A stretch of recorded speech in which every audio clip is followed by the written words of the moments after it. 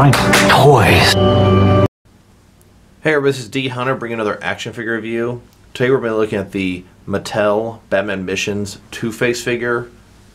The Batman's Missions line is sort of more the kiddo line aimed at younger people, not quite as detailed. They retail for $9.99. I found this guy at Target. I mostly buy these Batman Mission figures to supplement my Multiverse collection. This Two-Face looks pretty cool. It looks like he's the Rebirth design. So let's check out the packaging. You can see the Batman logo up top. Got Two-Face in here with a very large gun of some sort. He does kind of remind me of the Multiverse Two-Face. And then on the back side here, you can see Two-Face fighting one of the various Batmans from the line. So let's go ahead and check this guy out and see how he is out of the package.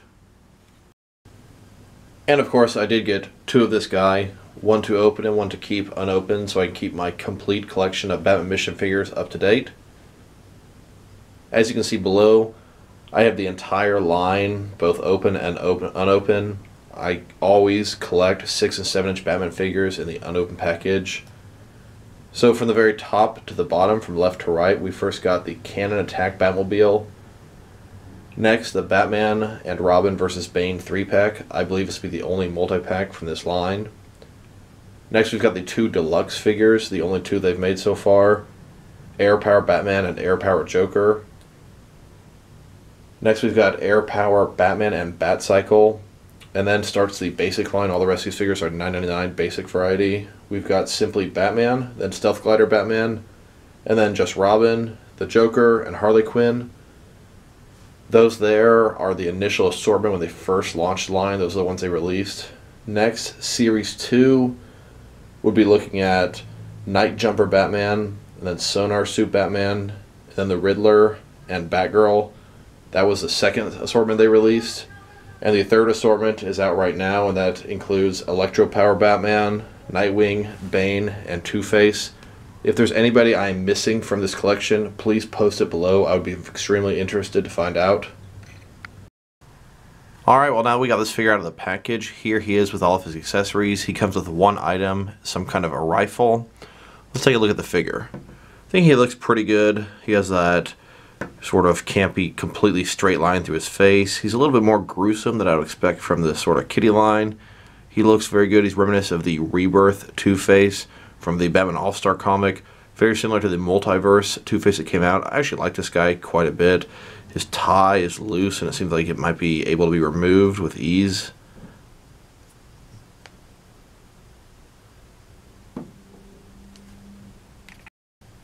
Next, let's check out his accessory. It's some kind of a rifle that appears to have sort of a bayonet on the back of it, although it looks almost more like a shovel. As you can see, he can actually hold this item a lot better than I expected. Fits in there. Pretty oversized, big, exaggerated weapon. And I guess, in theory, he could probably hold it backwards if he wanted to sort of jab somebody with this. Here is Two-Face on the back of the package holding his rifle in a fairly awkward fashion, fighting Night Jumper Batman. And then here are the two figures reenacting that scene as best as they can. Alright, well next let's check out the height of this figure. These figures are typically about 6 inches tall, maybe just a hair shorter. So this guy here, from top to bottom, looks about 5 7/8 inches, just a hair under 6 inches. Next, let's check out this figure's articulation. So for first of all, his head, of course, it can go around, can look down, up. Not too bad, actually. Do notice his hair, kind of nice sculpt, goes down around over here, and absolutely no hair, bald head, a little bit gruesome looking. His tie, not really articulate, kind of loose. If you were to take his head off, you could probably slide the tie off very easily.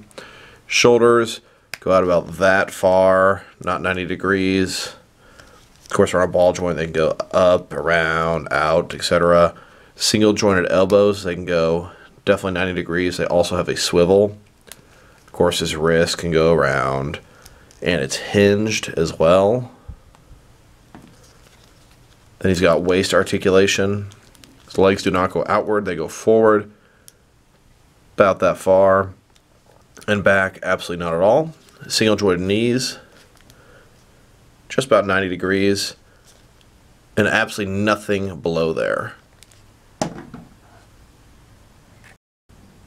Here he is next to a standard Batman and Robin from the Batman Missions line. Here he is next to all of the different villains they've released so far in the 6-inch Batman Missions line. Here he is next to all the different figures in the Batman Missions line in their entirety, all the Batman, sidekicks, and villains.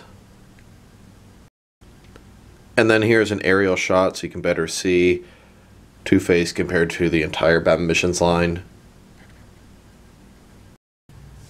Here he is compared to some Batmans and Two-Face from the Batman Power Attack action figure line. These were also 6-inch basic action figures that were at retail for a similar price as the Batman Missions figures.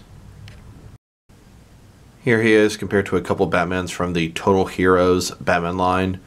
This was another 6-inch basic retail line for similar price point as the Batman Missions figures. Here he is compared to a couple of Batmans from the basic Batman vs Superman Dawn of Justice line. This is a 6-inch basic line that was at retail for a similar price point and very similar articulation as the Batman Missions figures. Here he is compared to a couple of Batmans from the Justice League line, the basic line. This is a pretty much continuation of the Dawn of Justice Batman vs Superman 6-inch basic line. And I believe Batman Missions has pretty much replaced this line in retail stores. Very similarly articulated and the exact same price point of $9.99 at stores. Here he is with a couple Batmans and a couple Two-Faces from the DC Universe Classics and Multiverse lines. As you can see, the Multiverse figures are just a little bit bigger, less than half an inch difference. Here he is up close compared to the Multiverse Two-Face figure. Both these are from Rebirth Comics from, I believe, Batman All-Star. Here's their Harvey Dent side. And then here's their Two-Face side. Of course, the Multiverse figure is a little bit more detailed and gruesome, but they both look pretty nice if you ask me.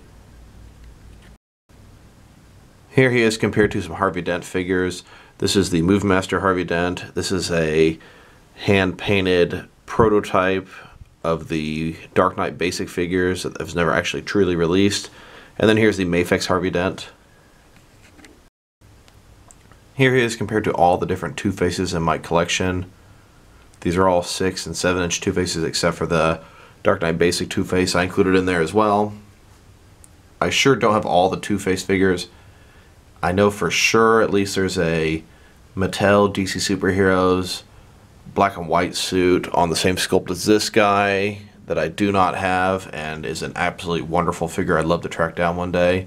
I think there's also a DC Direct Long Halloween Two-Face that I don't have, and there may be at least one more that I'm not thinking of right now. Here is a slightly better look at all the Two-Face figures in my collection. Here he is compared to a couple of different action figures that seem to be suffering from the same affliction as him. Half of their face being destroyed, an engineer from Prometheus, Two-Face mission figures, Darkman, and then a guy from McFarlane Walking Dead. Here he is sitting in my Two-Face base. As you can see, I put the two twins from the Matrix in there. It seemed appropriate as henchmen for him. In the back we've got two different flags, one burned, one not, two different mirrors, different colors, one darker, one not, two different large golden coins, one with the front, one with the back facing. We've got two tables on the side here, one dark, one light, one with a non-scarred coin, and one with a scarred coin. Of course, we've got some patriotic sort of election type materials as well as up there. And then on this desk, I took two wrestling tables, one dark, one light, and attached them together.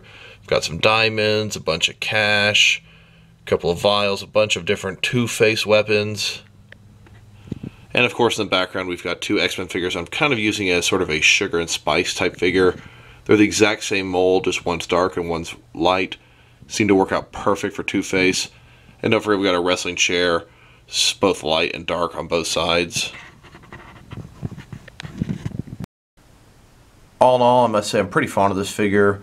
I really do like his sculpt. I like the way he looks, and I think he's a great bang for your buck. As far as a figure that's under $10, you can't ask for more than this. I love the way his face looks. I think it's pretty cool for a basic line. He's probably my second favorite figure in this line so far just because he's so well done. My favorite being Nightwing. If I were to rate this figure, I almost want to give him a 7 out of 10, but I feel like he shouldn't be worthy of quite the same score as Nightwing, but it's a pretty nice figure, pretty solid overall.